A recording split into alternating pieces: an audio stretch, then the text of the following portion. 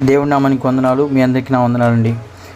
ప్రభు మనకి ఇస్తున్న వాగ్దానం యాకోబు రాసిన పత్రిక 1వ అధ్యాయము 6వ వచనం. సందేహింపక విశ్వాసంతో అడగవలను. Praise lord. ప్రభు ఈరోజు యాకోబు గారి ద్వారా మనతో మాట్లాడుతుంది. సందేహింపక విశ్వాసంతో అడగవలను. ఈరోజుతో దేవుడు నూతనమైన నెలలో మనల్ని ప్రవేశపెడుతున్నాడు. మనం గడిచిన కాలం అంతా 3 నెలలు గడిచిపోయినాయి. 2025 సంవత్సరం వచ్చింది. 3 నెలలు గడిచిపోయినాయి. 3 నెలలు మనము సందేహించి అడిగేమేమో, ఈ కార్యం అయ్యిద్దా, ఈ కార్యం అవుద్దంటావా, నా జీవితంలో అసలు నా జీవితంలో ఈ అద్భుతం జరిగిద్దంటావా అనేది అవిశ్వాసం అనేది మనలో పుట్టుకొచ్చిందేమో.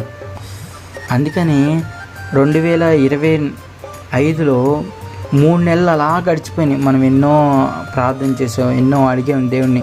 కొన్ని ఇవ్వలేదు, కానీ కొన్ని దేవుడు మనకి ఇచ్చాడు, దయచేశాడు.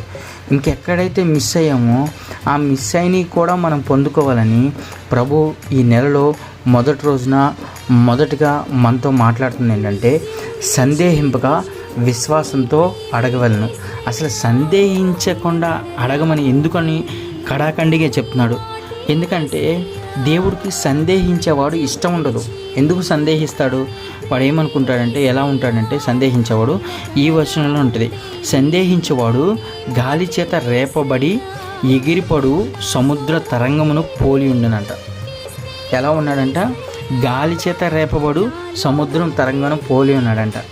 అంటే గాలి బాగా వచ్చిందనుకోండి, సముద్ర తరంగం ఎలా లేపుతుంది? అది కూడా స్పీడ్గా లేపుతుంది.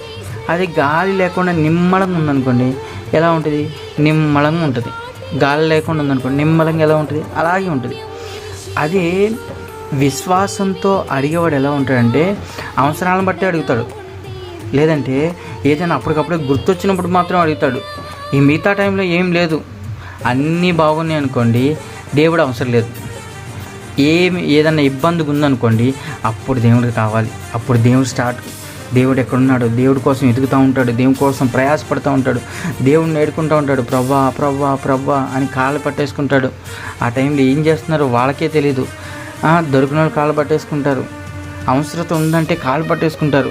కానీ ప్రభు ఈరోజు ఏం చెప్తున్నాడంటే, సందేహించకుండా అడగాలంట.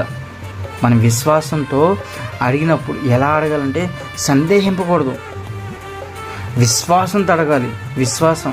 విశ్వాసం లేకుండా దేవునికి ఇష్టలైన లేవు. విశ్వాసం అంటే ఏంటి? నిరీక్షించబడి వాటి యొక్క నిర్జర స్వరూపం అంట. మనం ఏదైతే నిరీక్షణ ఏదైతే ఉందో, మన దేవుడిని చూస్తాము, మన దేవుని దగ్గరికి వెళ్తాము అని ఏదైతే నిరీక్షణ ఉందో, ఆ నిరీక్షణ యొక్క నిజ స్వరూపము విశ్వాసం. మనం విశ్వాసంతో అడగాలి. అవిశ్వాసస్తుడు ఏం చేస్తాడంటే సందేహిస్తూ ఉంటాడు. అవిశ్వాసుడు ఎలా ఉంటాడంటే గాలి చేత రేపబడే పొట్టు వలె ఉంటాడంట. వాక్యం సెలవిస్తుంది. ఈరోజు ఈ మాట పట్టుకొని నేను ఉదయాన్నే లేచి దేవుడిని అడుగుతావా? ప్రభా, నేను సందేహించట్లా, ఈరోజు నా జీవితంలో ఈ కార్యం చేస్తున్నందుకు దేవా నీకు వందనాలు స్తోత్రాలు. నా జీవితంలో అద్భుత కార్యం చేస్తున్నందుకు నీకు వందనాలు స్తోత్రాలు దేవా. నా జీవితంలో ఇది నువ్వు ఇస్తున్నావు కూడా అని కడాఖండిగా మాట్లాడు. ఎందుకంటే మన తల్లిదండ్రుల దగ్గరికి వెళ్ళినప్పుడు మనం అంటాం, నాకు కావాల్సిందే డబ్బులు, నాకు 1000 రూపాయలు కావాల్సిందే, లేదా 500 కావాల్సిందే, నాకు ఇవ్వాల్సిందే. దేనికి కావాలి?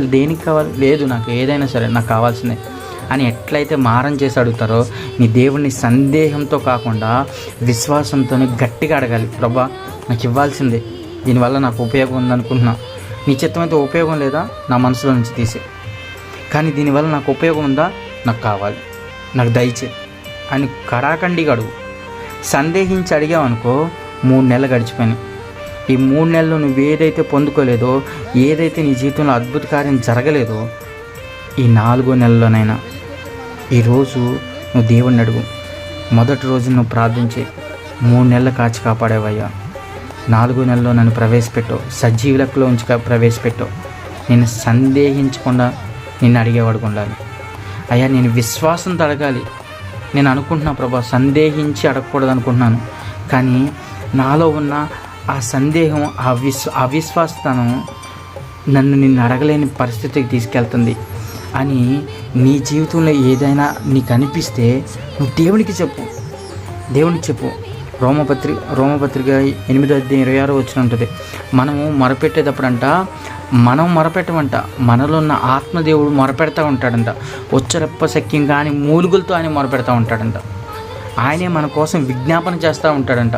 8:26 ఒకసారి చదువుకున్నట్టు అట్లా చెప్తాడు దేవుడు. ఈరోజు నువ్వు ఈ వాగ్దానం చేత పట్టుకొని నువ్వు ప్రార్థన చేయి. దేవుడు నీ జీవితంలో, నా జీవితంలో ఈ నెలలో గొప్ప కార్యాలు చేయునుగాక. ఆమేన్.